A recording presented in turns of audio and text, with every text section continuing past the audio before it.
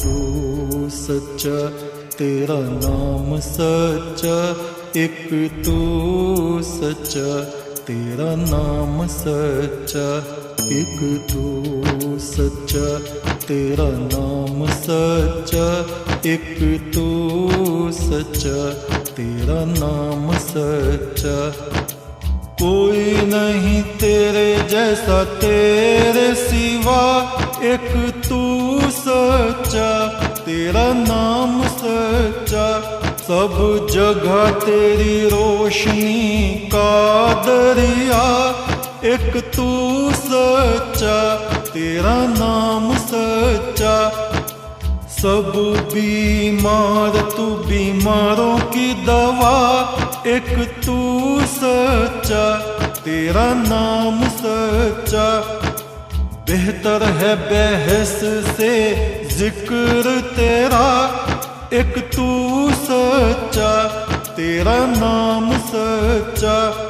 ये मेरा जिस्म है महल तेरा, जहाँ रात दिन चमके नूर तेरा।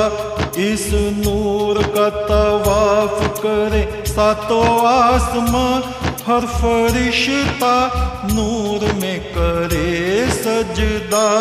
एक तू सच्चा, तेरा नाम सच्चा, एक तू सच्चा, तेरा नाम सच्चा। कभी प्यार के फूल खिलते जिंदगी में, कभी प्यार के फूल खिलते जिंदगी में, कभी प्यार के फूल खिलते जिंदगी में, कभी प्यार के फूल खिलते जिंदगी में। कभी क्रोध ध्वंस करता सब जिंदगी में, कभी क्रोध ध्वंस करता सब जिंदगी में।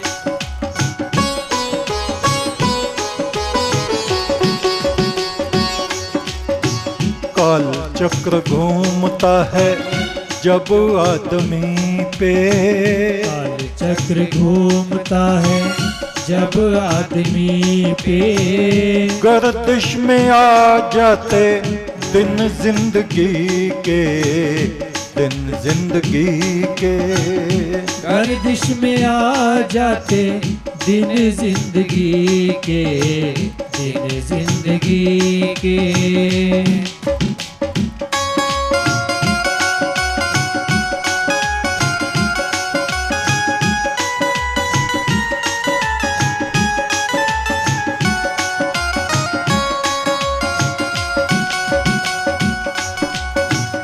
स्वर्ग से इंद्र गिरा अभिमान करके, देवगुरु बृहस्पति का अपमान करके। इंद्र अपने ऐरावत हाथी पर चढ़ा हुआ कहीं जा रहा था। एक ऋषि ने उसको एक पुष्पमाला भेंट की।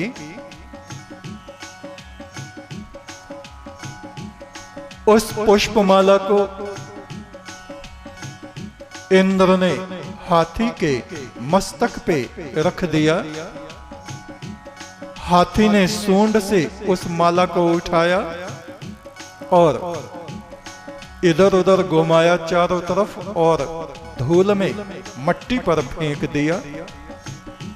और उस पुष्पमाला को रौंदता हुआ हाथी आगे निकल गया। ऋषि क्रोधित हो उठे, कहा, इंद्र, तूने ऋषि सत्ता का अपमान किया है। कुछ ही दिनों में तेरा पतन निश्चित है। और ऐसा ही हुआ। स्वर्ग में इंद्रासन पर इंद्र बैठा है। देवगुरु बृहस्पति आए, उसकी मति मारी गई। उनका स्वागत करने के लिए खड़ा नहीं हुआ, नमस्कार नहीं किया, गुरु के चरण स्पर्श नहीं किए, पैर धुले नहीं। ऐसा परिवर्तन देखकर देवगुरु बृहस्पति ने इंद्र को श्राप दिया, इंद्र तुम्हारी बुद्धि भ्रष्ट हो गई है, तुम गुरु सत्ता का अपमान कर रहे हो, अतः स्वर्ग से तुम पतित हो जाओगे। और कुछ ही दिनों में दैत्यों ने आक्रमण किया, मार काट चारों तरफ मचा दी और इंद्र को स्वर्ग छोड़कर प्राण बचाकर भागना पड़ा। नहुष ययाति उनका स्वर्ग से पतन हुआ। राजा बलि यज्ञ कर रहे थे स्वर्ग को विजित करने के लिए, किंतु शुक्राचार्य की आज्ञा को न मानकर 52 बने विष्णु को 3 पग भूमि दान कर दी। शुक्राचार्य ने बहुत कहा, राजा बलि सावधान, ये जो छोटे कद का ब्राह्मण तुमको दिख रहा है, ये छल करने वाला विष्णु है। ये तुमसे छल करेगा, तुम्हारा राज्य श्री सब कुछ, तुम्हारा बल नष्ट हो जाएगा। किंतु राजा बलि ने अपने गुरु की बात पर ध्यान नहीं दिया और वैसा ही हुआ जैसा शुक्राचार्य ने कहा था। जा रहे थे बैकुंठ को, पहुंच गए पाताल। कहां तो राजा बलि सोचता था मैं इंद्र के सिंहासन पर जाके बैठूंगा, और ऐसा हुआ। विष्णु ने अपना रूप बढ़ाया बढ़ाया बढ़ाया, एक पग में अंतरिक्ष, दूसरे में ब्रह्मलोक, तीसरे पग को कहा ये कहां रखूं? बलि ने कहा मेरे मस्तक पे आप रखें, और विष्णु ने उसके मस्तक पे पैर रख के उसको नीचे पाताल में पहुंचा दिया।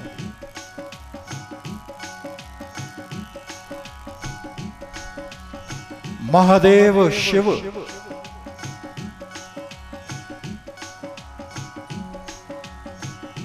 उनका जब ऐसा समय आया संकटों का, भस्मासुर जैसा पुजारी शिष्य तब से उनको मिल गया, और उसने वरदान में मांगा जिसके सिर पे हाथ रखूं वो भस्म हो जाए, और वो शिव के ही पीछे भाग लिया उनको भस्म करने के लिए। आगे मोहनी रूप रख के विष्णु प्रकट हुए और उनको बचाया। प्रभु राम का जब बुरा वक्त आया, राज्य के बदले वनवास उनको प्राप्त हुआ। दशरथ मरण, सीता हरण, लक्ष्मण के प्राण मुश्किल से बचे। नागफांस में दोनों भाई राम लक्ष्मण बन गए, मूर्छित हो गए, बेहोश हो गए। यह है काल चक्र। इस काल चक्र ने देवताओं को, अवतारों को भी नहीं बख्शा। विष्णु लोक से गरुड़ आए उनके बंधन काटने के लिए, नागफांस, और उनके हृदय में उथल पुथल हुई। नागफांस तो उन्होंने काट दिया और वापस जाके विष्णु से ही झगड़ा कर लिया। ये कैसे अवतार हैं? तुम कहते थे ये नारायण हैं, ये अपने बंधन नहीं काट सकते, तो फिर दूसरों के कैसे काटेंगे? विष्णु ने बहुत समझाया, उसको समझ में आया नहीं कुछ। कहा शिव के पास जाओ, वो तुम्हें बताएंगे, महादेव के पास। महादेव ने कहा ये कहां से बला आ गई? उसने कहा मैं तो कुबेर के यहां जा रहा हूं भाई, तुम काकभूषणी ऋषि हैं, तुम्हारी ही जाति के हैं, वहां जाओ। अब बहुत से लोग समझते हैं गरुड़ भी उड़ने वाले पक्षी थे और काकभूषणी भी नहीं, ये ऋषि थे। गरुड़ तो कश्यप ऋषि के पुत्र और उनकी माता थी वनिता। और गरुड़ भी चंड ऋषि के पुत्र थे, जो शिव की योगिनी देवी के सेवक थे। काकभूषणी ने शिव से शाप पाया, उन्होंने भी गुरु का तिरस्कार किया और महादेव शिव ने काकभूषणी को शाप दे दिया। 10,000 वर्ष तक उनको मनुष्य का शरीर प्राप्त नहीं हुआ काकभूषणी को। बाद में ज्ञान बुद्धि प्राप्त हुई, ऋषि शरीर प्राप्त हुआ और तब 12-12 वर्ष के 4 अनुष्ठान उन्होंने किए। वैदिक मंत्रों से परम ब्रह्म का यजन उन्होंने किया और रुद्र और आदित्य गति को वे प्राप्त हुए। और कहते हैं आज भी वे ऋषि अजर अमर हैं मेरू पर्वत पे।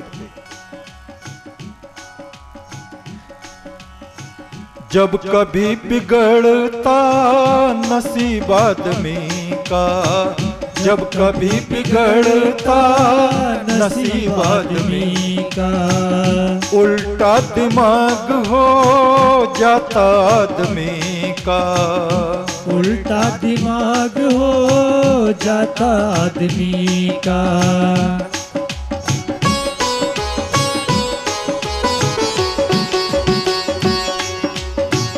जब पांडवों पर विपदा आई, जब पांडवों पर विपदा आई, जुए में द्रौपदी गवाई, जुए में द्रौपदी गवाई। पांडवों का जब बुरा वक्त आया, शकुनी से दुर्योधन से जुआ खेलने बैठ गए, सब कुछ हारते चले गए, राजपाट हार गए, द्रौपदी भी दांव पे लगा दी। काल चक्र का प्रभाव। महाभारत युद्ध जब समाप्त हो गया, सभी कौरव खत्म हो गए। गांधारी ने कृष्ण महाराज को शाप दिया, जैसे मेरा वंश नाश हुआ है कृष्ण, तुम्हारा भी वंश नाश होगा। उससे पहले यादव लोग दुर्वासा को क्रोधित करके दुर्वासा से श्राप पा चुके थे। एक बार दुर्वासा अति क्रोधी ऋषि जब द्वारका में आए, कृष्ण महाराज वहां थे नहीं, लड़के लड़के उन्होंने कहा, इन ऋषि से हंसी मजाक करते हैं। एक लड़के को उन्होंने स्त्री का भेष बनाया, उसके पेट में कपड़े और लोहे के ऊपर कपड़े लपेटे और पेट से बांध दिया, घूंघट निकाला, कहा, हे ऋषि, ये हमारी पत्नी है, आप बताओ इसके क्या पैदा होगा, पुत्र होगा या पुत्री? और ऋषि तो बड़े क्रोधी थे। उन्होंने कहा, इससे यदुवंश का विनाश पैदा होगा। और लड़के तो घबरा गए, भाग गए। कृष्ण महाराज आए, उनको पता चला ऐसा हो गया। कहा, जब ऋषि ने शाप दिया है तो पूरा तो होगा। फिर भी उस लोहे को उन्होंने घिसवाया, समुद्र के पानी में रेत रेत हो गया लोहे का, और एक जरा सी कील रह गई, उसको वैसे ही फेंक दिया।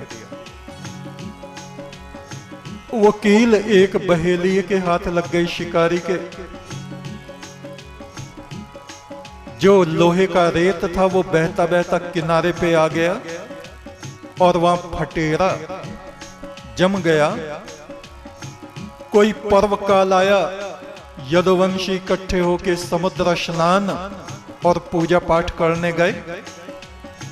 वहां किसी ने एक को छेड़ दिया, क्रोध पैदा हुआ, आपस में दो ग्रुप उनके बन गए, फटेरे उखाड़ उखाड़ के, और वे एक दूसरे को मारने लगे। सब के सब वहीं मर गए। एक बहेलिये ने उस कील को देखा, अपने तीर में लगाया, और वहीं सोमनाथ में कृष्ण महाराज एक वृक्ष के नीचे विश्राम कर रहे थे।